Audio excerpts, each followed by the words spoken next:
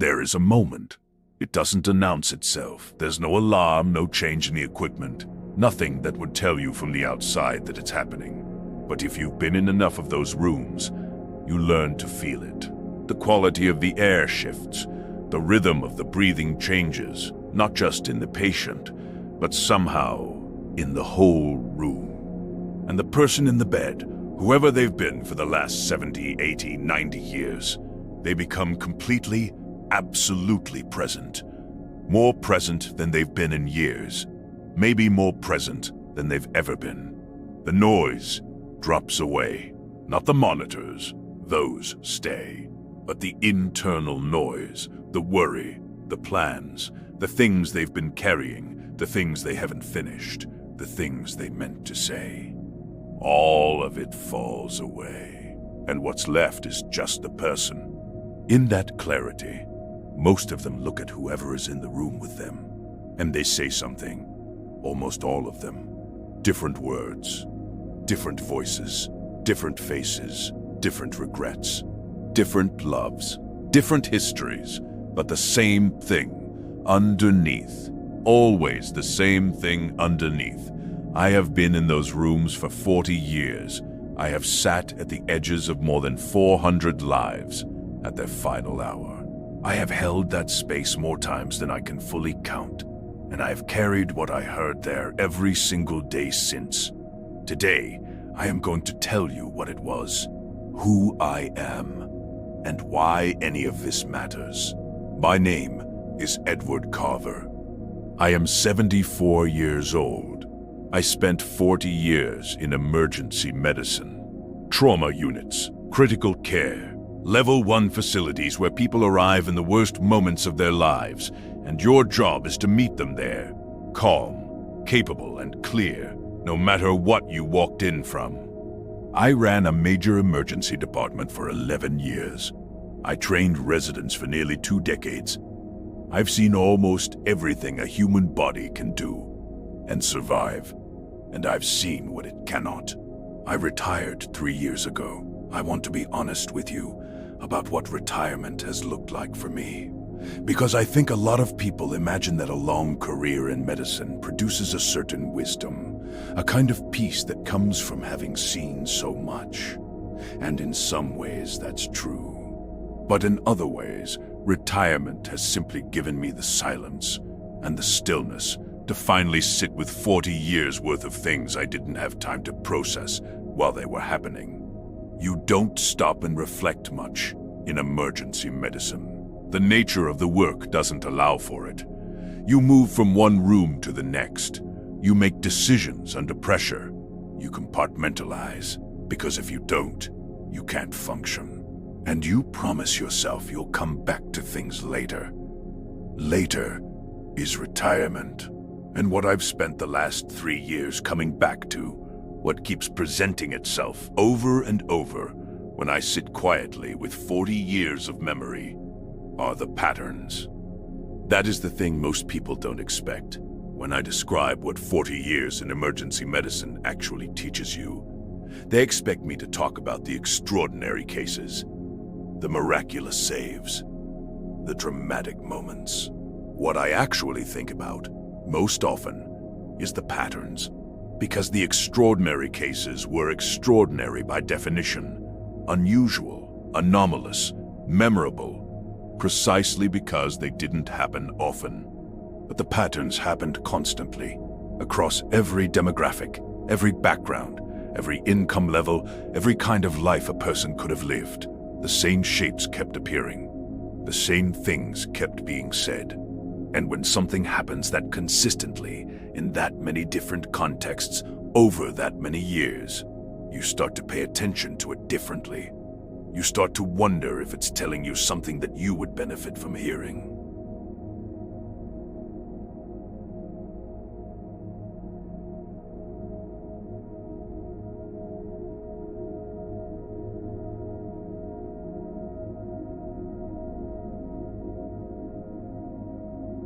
I'm going to share 4 of those patterns with you today. Not because I am wise. I want to be clear about that. I have made as many mistakes as any person sitting quietly enough to think about it. I am not presenting myself to you as someone who has figured it out. I'm presenting myself as someone who had an unusual vantage point for 40 years, and who is now old enough to believe that what I saw there deserves to be said out loud, plainly, to anyone who still has time to do something with it. Pattern 1. Nobody thought it would be today.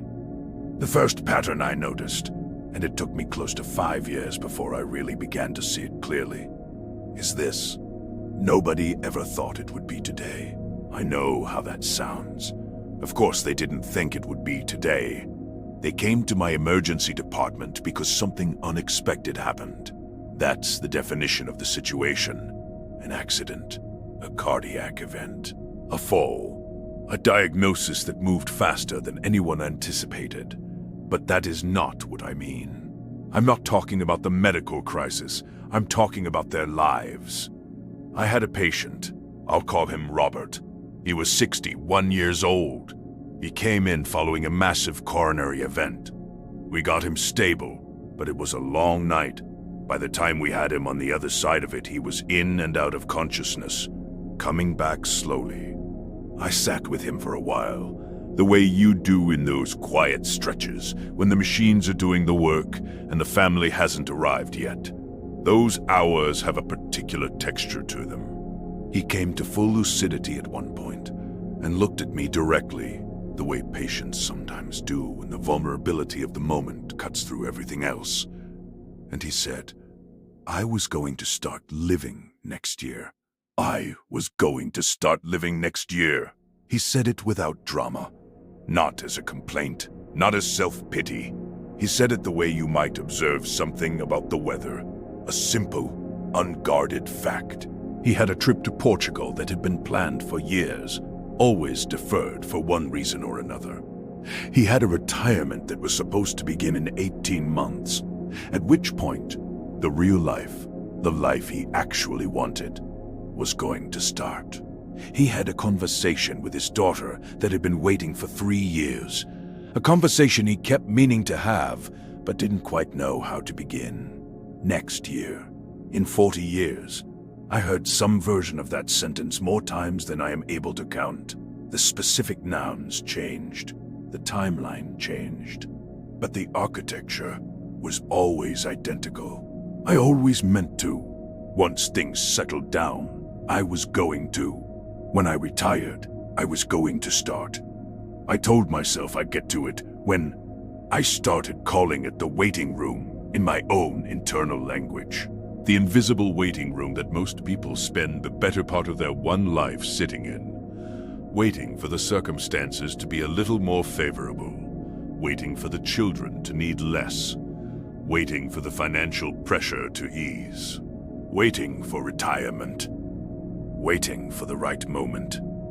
As if the right moment is a thing that exists independently of you and will announce itself clearly when it arrives.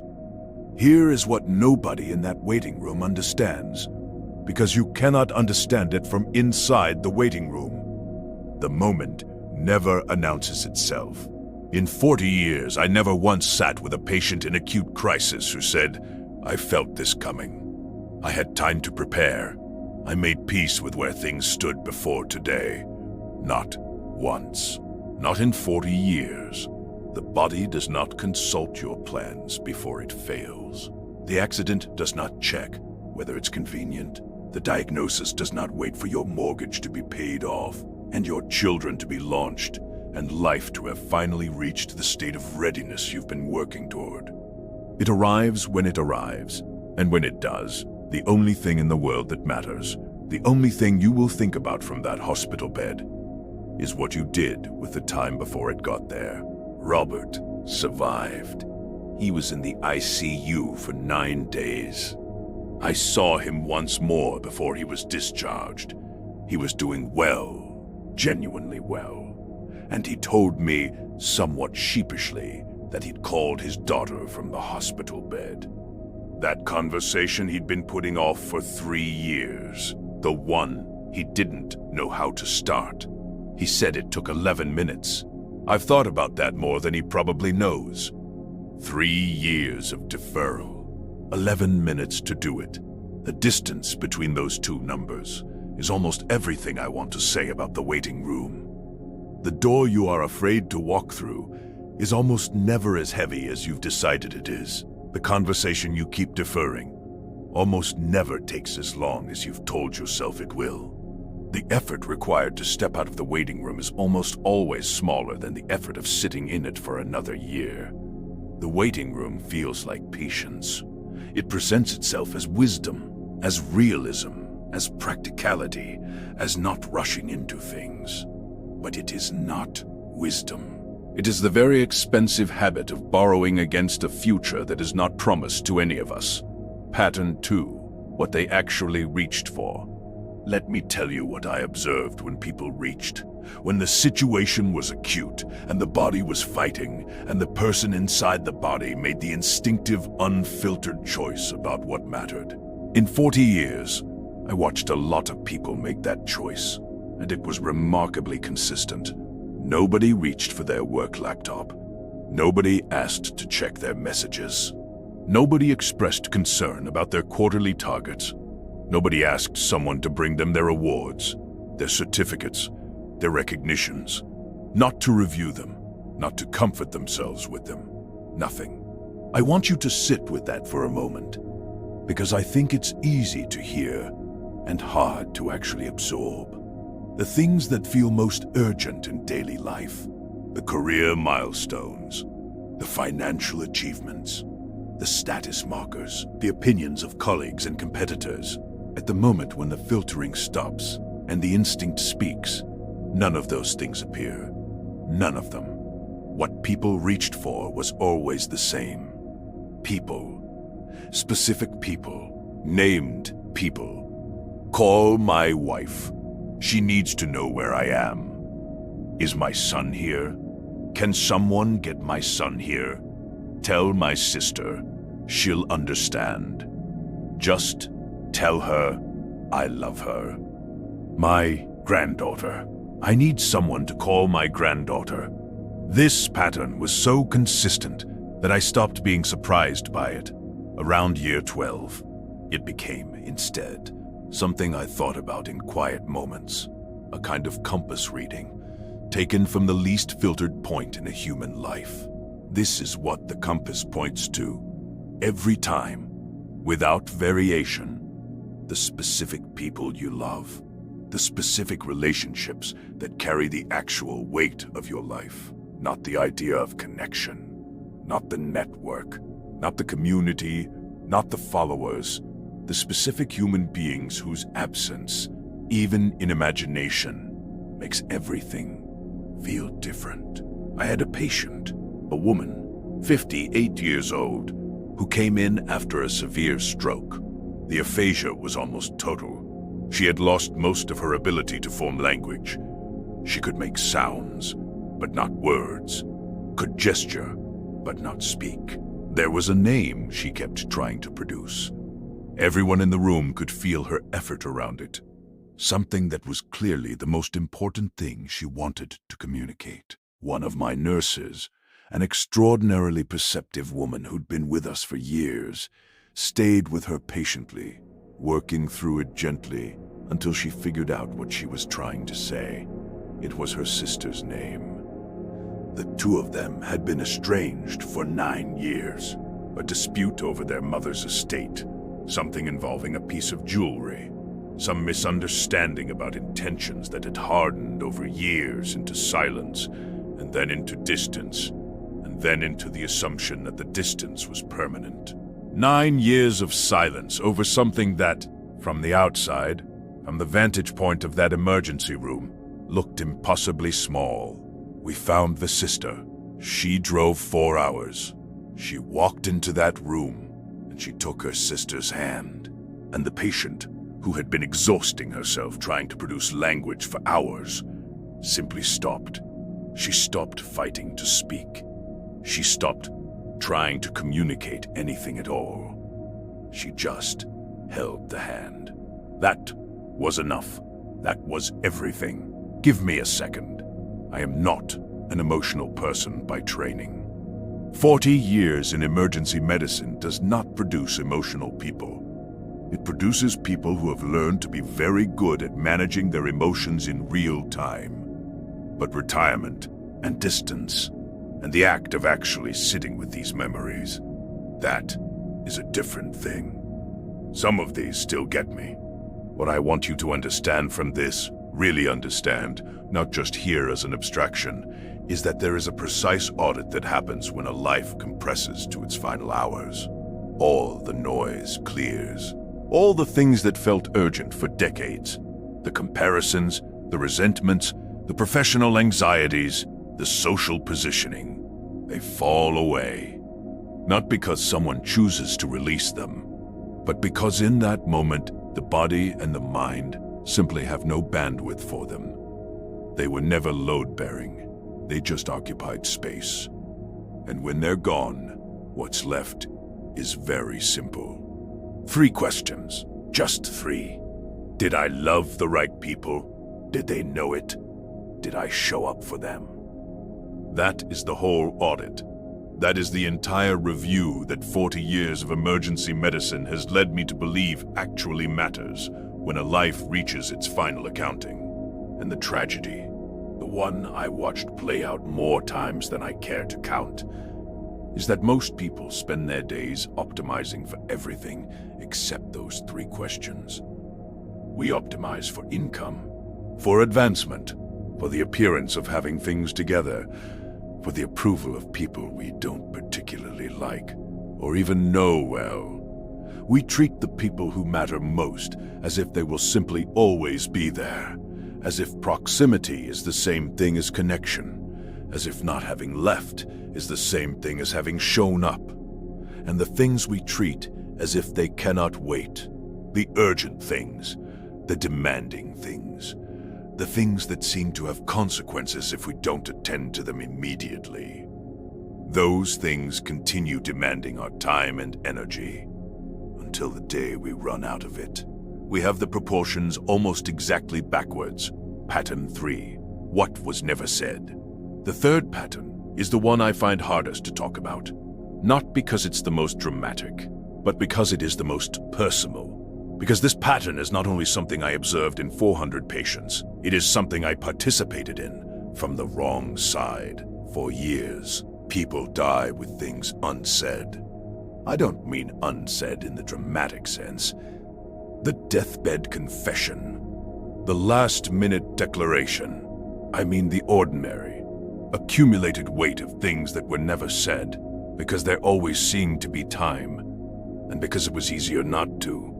And because the relationship seemed to be carrying along well enough without the explicit words.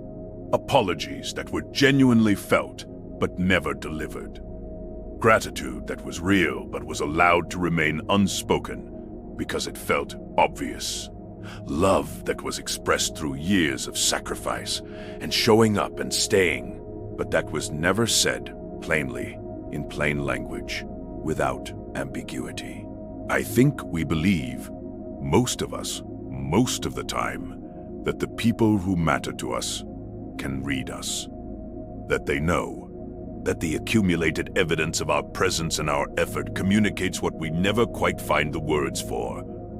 It communicates something, but it is not the same as the words. People need to hear it. Not the implication of it, not the argument that it should be obvious. The actual statement in actual words, directed at them specifically. I had a patient, a man, 72, 1 years old, retired mechanic, came in with a cardiac event that we managed to stabilize quickly. He was going to be fine. While he was lying there recovering, he was agitated in a way that had nothing to do with pain or disorientation. He was trying to do something. He kept asking for paper and a pen, and when the nurses didn't immediately understand, he became frustrated in that quiet, determined way of someone who is very clear about what they need and confused about why it isn't happening yet. They brought him paper.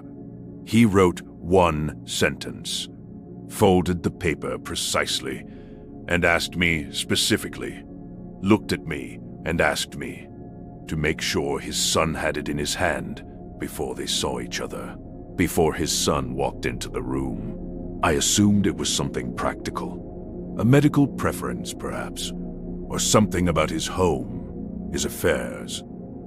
A piece of information he wanted his son to have before the emotion of the reunion made everything harder to say. I gave it to his son in the hallway outside the room. He read it, one sentence, and he just stood there in the hallway, a grown man in his 40s, quietly crying. I never found out what was on that paper. I didn't ask. It wasn't mine to know. But I've thought about it for 20 years. Whatever one sentence that 71-year-old mechanic wrote down, whatever it was that he needed his son to have before they were face to face, it took a cardiac event for him to write it. And his son, who had his own family, his own life, who from the outside had everything a person in their 40s might be expected to have, was standing in a hospital hallway in tears after reading one sentence from his father. Which tells me the sentence was needed. Which tells me there was something his son had been carrying, without fully knowing he was carrying it, that had been waiting for those words for a very long time. I told you this pattern was personal for me. Here is why. I have a brother. He is 2 years older than I am. We grew up together, the way brothers do, fighting, competing, sharing, irritating each other, taking each other for granted in the specific way that only people who have always been there for each other can. We went our separate ways in our 20s, built our different lives, maintained the contact that felt sufficient at the time. The holiday calls, the occasional visits, the check-ins that confirmed we were both still there without actually requiring much of either of us. We were never close as adults. Not really. There was no single wound, no event I could point to. Just the gradual drift that happens between two people who stop actively maintaining closeness, and neither of them says anything about it. 2 years ago, he had a health scare. Nothing ultimately fatal, but serious enough that for about a week, I genuinely did not know how it was going to resolve. I have spent 40 years being the person who knows how these things resolve. Standing on the receiving side of that uncertainty was something different entirely. I flew out to see him, and sitting in that hospital room, on the other side of the bed, in a chair that was identical to 10,000 chairs I had sat in from the other side, I understood something that I had somehow, despite 40 years of direct exposure, managed not to actually understand. I had been treating my brother like he would always be there. I had lived for 30 years under the quiet assumption that the closeness we'd let drift could be reclaimed at any time. Later, when things were less demanding, when I had more space, when life settled into something that allowed for it, I had given myself the same unconscious permission that I had watched 400 patients give themselves. I waited. I am a physician who spent 40 years watching people run out of time. I sat with them in those rooms. I held that space. I watched them try to repair in hours what should have been built over decades. I carried their words home with me night after night, and I still waited. I tell you that, not to make a point about myself, but because I think it is the most useful thing I can say. If someone who spent 40 years inside those rooms, who saw what I saw, who heard what I heard, who knew on every intellectual level what the cost of waiting was, if I still waited, then no amount of knowing is sufficient on its own. The knowing has to become a decision, and the decision has to become an action, a specific, concrete, uncomfortable action. The call, the conversation, the words said plainly in plain language to the person who needs to hear them.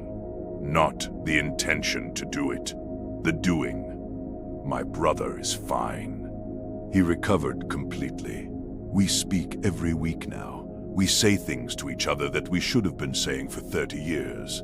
It took a health scare to give me what I should have built a long time ago. That is expensive tuition, but at least we got to pay it while we both still had time.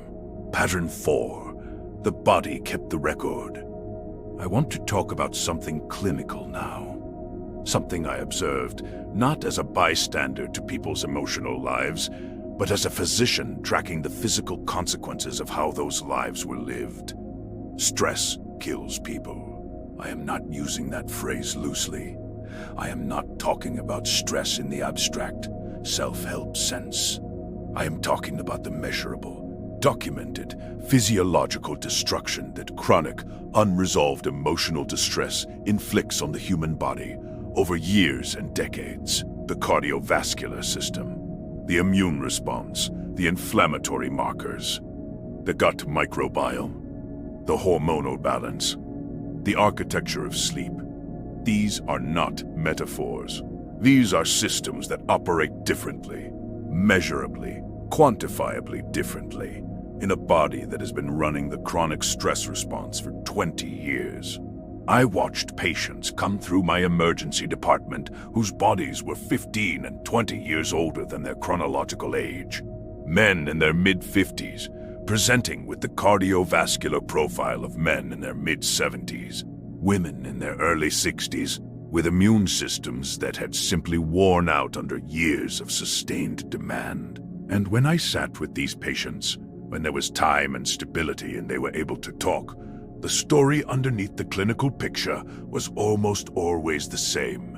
Decades of unrelenting internal pressure.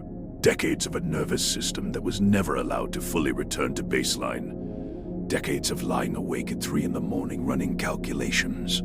Financial, professional, relational. That felt necessary, but produced nothing except the exhaustion and the cortisol, and the slow erosion of systems that needed rest in order to repair themselves. At one point, during a quiet stretch, I asked her, "When did you last fully stop? When did you last take a day?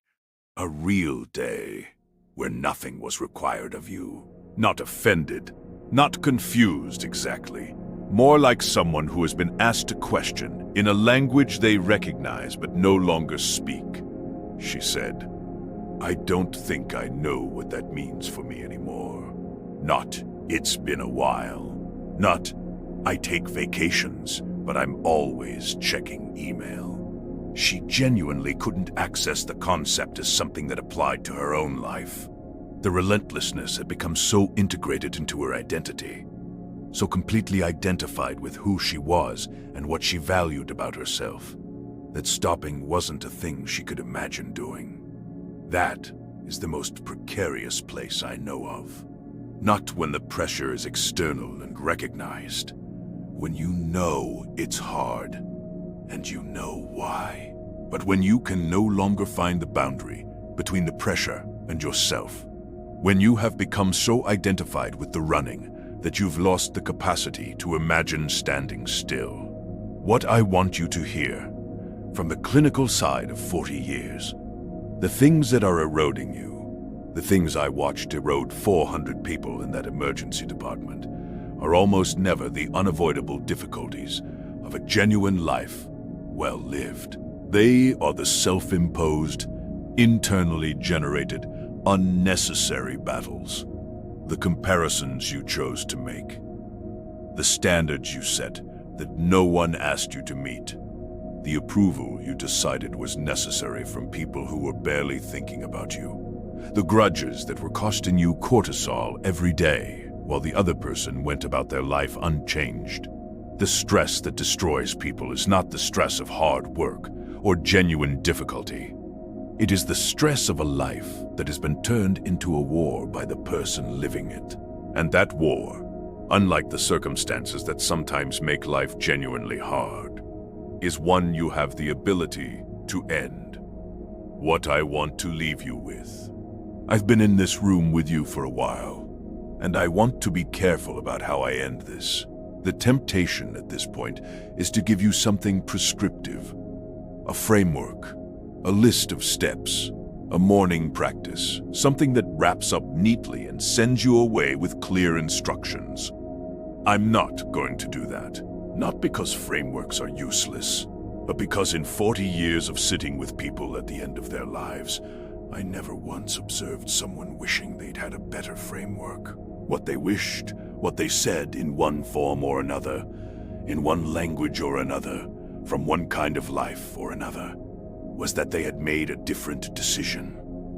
Not a different plan, a different decision. A single, internal, quiet decision about how to live. Here is what I observed about the people who reached their final hours with the least regret. The people who seemed to have made some kind of peace with what their life had been. At some point, sometimes deliberately, sometimes almost by accident, they had stopped treating the present as a waiting room. They hadn't abandoned responsibility. They weren't reckless or naive. They still worked, still built things, still dealt with the full complexity of an adult life. But they had made a decision, somewhere along the way, to stop deferring the actual experience of being alive. To stop living in the conditional. To stop saying when things are better, or when I have more time, or when this particular pressure lifts, as if the real life is waiting on the other side of this one. To be in the life they actually had, instead of waiting for the life they were planning to start. I had a patient. She was 80, 8 years old. She came in after a fall, broken hip. While we were stabilizing her, she was completely alert, sharp, present, talking to everyone in the room with a kind of warmth that immediately made her the emotional center of the space. And then at some point she looked at the ceiling and laughed, quietly, to herself. A real laugh, not a polite noise, a genuine private laugh at something she found funny. I asked her what she was thinking about. She said, "My tomatoes. I was out in the garden this morning before I fell. I was annoyed because the tomatoes are not coming in well this year. I was standing there in my garden, annoyed about tomatoes. And then I fell. And now I'm here." She laughed again, with the same warmth, the same genuine amusement. I was so annoyed about tomatoes. I've thought about that woman more than almost anyone else I treated in 40 years. Not because of what happened to her, because of how she held it, because of what that laugh contained. She wasn't in despair. She wasn't bargaining. She was on a gurney in my emergency department with a broken hip, and she was able to find something warm and funny, and even a little beautiful in the gap between what she'd been annoyed about an hour ago and where she was now. She could see the tomatoes for what they were. She could see the annoyance for what it was. And that perspective, that ability to hold the ordinary irritations and anxieties of life at the right distance, struck me in the moment and every time I've thought about it since, as a kind of mastery. Not because it made her pain less real, but because it meant she had spent her life practicing that perspective. That's not something you find suddenly at 88. That's something you build, quietly, over years. What is your version of the tomatoes? I mean that as a genuine question. What is the thing occupying real estate in your mind right now? The thing that feels pressing and urgent and significant?